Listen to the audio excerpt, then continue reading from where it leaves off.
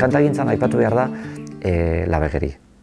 Labegeri aurrekarik izan ziren, bakizu lehen otxoteak, abesbatzak eta loak bakarrik zeuden, eta orduan kantagintza oso molde mugatuan eta ertxian eta batez ere ematen zuen taldeka, abesbatzetan, eta baina modan jartzen hasten zen, eta hasia zen, roka ja hasia zen, eta pop eta kantautorena eta hori dena, hemen etzeola olakorik, eta gainera gitarra bat hartzeaten gaizki ikusia zegoen.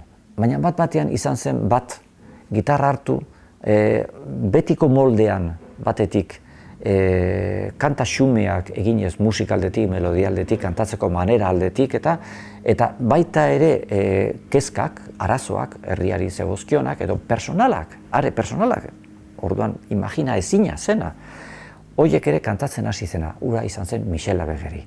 Eta ja famatua zen, egin zituen bi diska txiki, klandestinoki pasatzen zirena bestaldetik onat, eta jende guzia genuen, diska horiek ziren ikaragarrek, eta horrek sekulako zehaz kantatzen zuen Eusko Gudariak, eta Euskal Gudaria, eta Euskal Herri askatasuna, eta gauza batzuk garaietan oso imagina ezinak batez ere hegoaldean. Gazte gera gazte, eta zaude konforme, mundu garbigo bat, bizile genduke, gezurraren kontra injustizirik ez. Gazte gera gazte, eta zaude konforme. Lourdes Oholtzaren gaine jartzen zenean, sinestezina da. Gaur egun ezin duzu irudikatu, entzuten baduzu diska, edo ikusten baduzu, uste duzu, modu batekoa izanen zela, xalo-xalo kantatzen, eta zen elektrikoa zen. Jendea gelditzen zen zirrara batek zeharkatua. Irratzira lehenengo eraman zuena ni izan, 75ko maiatzean, eta handik urrungo egunean hasi ginen ia emititzen. Egunak izango ziren kanta horietako bakoitza, dozena erdi bat aldiz emandakoak. Izan zen, eromena izan zen, Lourdesen. Eta zean kanta xotila zian, errex-errexak, abesten dizut jauna, eta kantu horiek izugarrizko arrakasta izan zuten. Horiek garai hartan, onda median artean, usurbilien ere entzun egiten zuten, da nonbait Josean Hartzek entzuten zituen horiek eta harrituta zegoen. Eta urte hartako urriaren 13-rako bilera bat eskatu zuen, hementxe, kafeteria hontantxe eskatu zuen. Eta Lourdeseko atzentzia nola usurbilgo mutil gazte batek nahi du zurekin da nerekin bilduta abar da Josean Hartzenek hemen ezautu nuen. Eta urriaren 13an bildu ginen, da han zerbait egin behar genuela han hasi ginen. Gero handik 15 egunera berriz, gurean azpitian bildu ginen, eta han berriz ere alkarri burua berotu genion, eta handik 3 astera bilera bat antolatu genuen Donostian, Barri Turriozko sotoan han bildu ginen.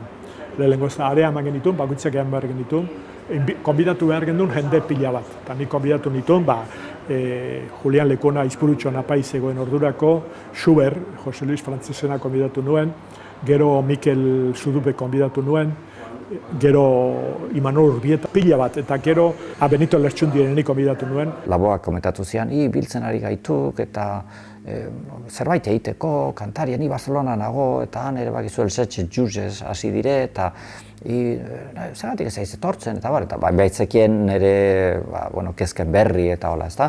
Eta orduan, hasi nintzen gero, ez tokamairu izanen zen taldera hurbiltzen, lehenbiziko bilera eta oso informalak, oso anitzak, oso denetarikoak ez ziren bakarrik kantariak, orduan biltzen oso zabala zen, hasiera hartan oainik definizioik gabekoa. Han bildu ginen Iturriozko soto horretan da, han jardu genuen hitz egiten, eta handik beste 15 egunera biltzekotan gelditu ginen, da bakoitzak eraman bertzuen izen bat, talde bat egin behar genuela eta izen bat. Bigarren bilerarako Donostian eraman genituen izenak. Baina ordurako Josean Hartzek gure etxetik eramana zuen Resurrezio Maria Azkueren liburu bat, Euskal Herriaren jakintza. Eta han irakorritako ipuin baten izena. Eta esan zuen nola, komentatu zuen zeakin, Jorge Oteizaen komentatu zuen, da fenomeno, ez doka mairu, fenomeno bonito, muy precioso, contra el maleficio del 13 eta ez da gizar. Aruntziola eta orduan esan zuen, eta nik eraman dituen 3 izen baina isildu egin dituen. Hain izen polita iruditu izaidan, esan, kito, hause, eta denok hau batez onartu genuen. Ez Tokamairoren hastapenetik izan zen, batetik gure herri tradizioan zeuden baloreak, ondareak eta hori dena, ikasi, ikertu, geure ganatu, baina baita ere gaurkotu, gaurko molde eman, eta gero baita ere gaurko jendarteak eta gaurko munduak dauzkan arazoren aurrean, nola bizitzen genituen azaldu. Hor, garatu zela, inoiz ez bezala gure herrian, batetik garaikide izateko gaitasun bat, oso garaikide ginen, hemen hortan.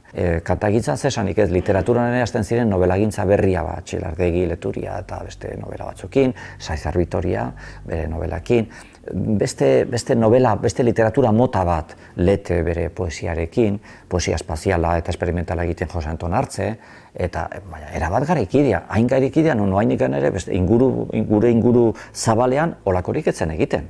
Eta momentu berian kantatzen genuen Detroitko beltzen revoltaren alde kanta bat, ez kanta beltza, Xabier Letekin dako letra, Benitok ere kantatzen zuena, edo Vietnamgo gerla eta Goizuetako kanta, edo beste atarratzeko jauregian, ez?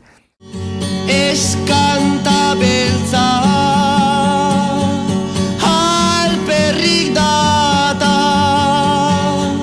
indarren kontra, jaso indarra. 60ko hamarkadan bizitutakoa izan zen errepika ezina, baina oso bestelakoa. Sekulako movimentua, beti bezala, ez zuen asko iraun, soziologikoki ere oso baldintzatuta geundelakoz, baina benetan, sozialki horrela bizitzea eta horrela transmititzea ez da hain erresa eta batez ere ez da hain komuna, zoritxarrez, ez da gertatzen. Eta hor meritua zenena zen, denena Euskal Herrian zegoen goze egarri ikaragarri bat. Eta hor danok konturatu ginen zerbait gehiago egin genezakeela. Bazegoen egarri hori landuta zegoen, prest zegoen, eta hori dena etorri zen egarria eta iturria bat egitera 60ko hamarkadan. Tronpatzerik ez, bizitza ez da uskeria, edan ase arte beretik ez da aski izango, galtzer zaudelarik. Edan ase arte beretik ez da aski izango, galtzer zaudelarik.